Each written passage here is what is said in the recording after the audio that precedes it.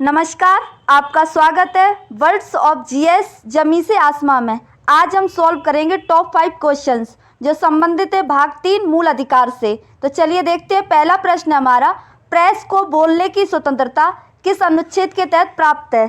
Option A अनुच्छेद 18, option B अनुच्छेद 19, option C अनुच्छेद 17 या ऑप्शन डी अनुच्छेद 20। तो इसका करेक्ट आंसर होगा ऑप्शन बी, अनुच्छेद 19 के अंतर्गत प्रेस को बोलने की स्वतंत्रता प्राप्त है।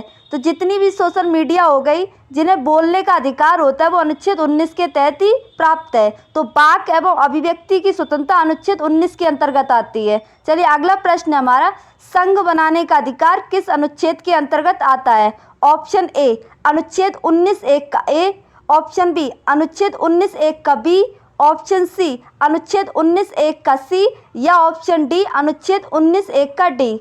तो इसका करेक्ट आंसर होगा ऑप्शन सी, अनुच्छेद 19(1) का सी संघ बनाने का अधिकार देता है। तो आपको याद रखना, मूल अधिकारों के अंतर्गत 19(1) का सी भाग संघ बनाने का अधिकार।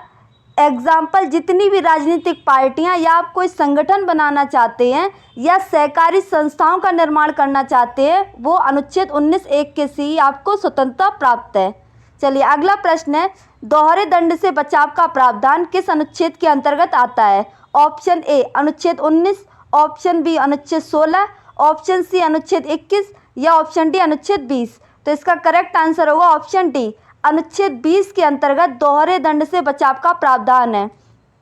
तो किसी भी अपराध प्रक्रिया के लिए अगर आपको सजा दी जाती है तो वह सजा आपको 2 बार नहीं दी जा सकती है। तो इससे जो संरक्षण प्राप्त है दोहरे दंड से, यानी 2 बार दंड से देने का बचाव अनुच्छेद 20 के अंतर्गत आता है।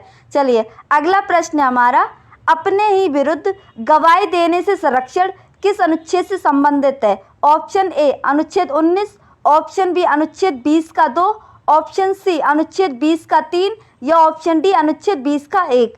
तो इसका करेक्ट आंसर होगा ऑप्शन सी, अनुच्छेद 20 का 3 भाग है वह अपने ही विरुद्ध गवाही देने से संरक्षण प्रदान करता है, यानी स्वयं के लिए साक्षी आप नहीं बन सकते, अनुच्छेद 20 का 3 कहता है।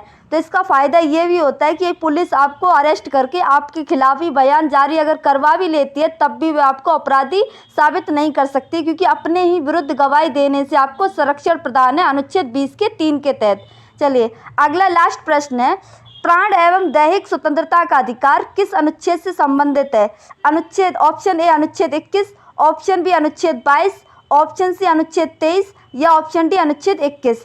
तो इसका करेक्ट आंसर होगा ऑप्शन ए, अनुच्छेद 21 के अंतर्गत प्राण एवं दैहिक स्वतंत्रता का अधिकार है। तो आपको याद रखना, अनुच्छेद 21 के तहत जीवन का अधिकार, गरिमापूर्ण जीवन जीने का अधिकार, विदेश जाने का अधिकार, भोजन का अधिकार, इसी के तहत बहुत सारे जैसे निजता का अधिकार, सूचना का अधिकार, ये सभी अधिकार प्राण एवं दैहिक स्वतंत्रता अधिकार के अंतर्गत ही आते हैं। तो आपको अनुच्छेद 21 मोस्ट इम्पोर्टेंट अनुच्छेद, इसको याद रखना है। तो बहुत बहुत धन्यवाद इस वीडियो को देखने के लिए।